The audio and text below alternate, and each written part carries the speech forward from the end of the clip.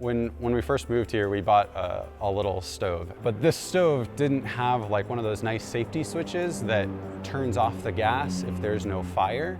One day we had lit the stove or whatever, and we thought we had lit the oven.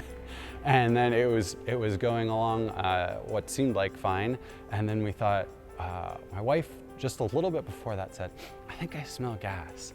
And I was like, "Oh, it's probably just, you know, the extra stuff." Well, then all of a sudden, the oven door explodes open with this huge fireball. And then the oven slams shut, and we're all just, turn off the oven, let's walk away.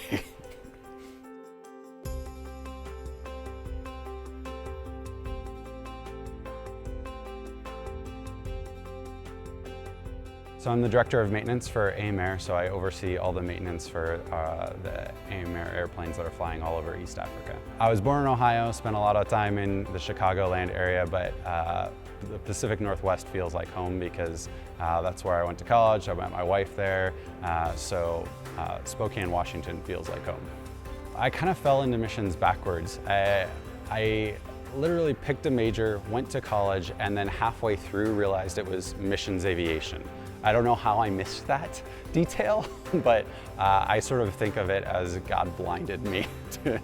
But by the time that had happened, I was already really excited about the vision for what missions was. I think, especially thinking of missions aviation, you think, oh, I'm gonna be out in the bush where the people are who need an airplane.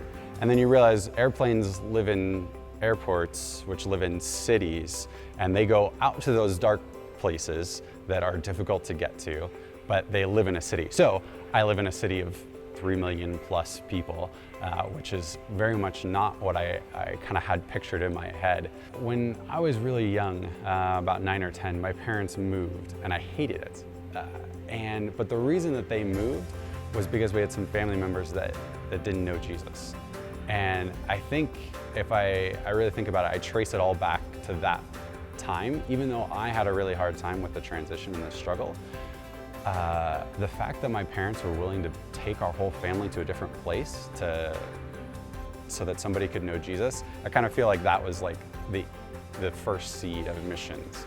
I think traditionally missionaries have been defined as people who go somewhere else to talk to people about Jesus.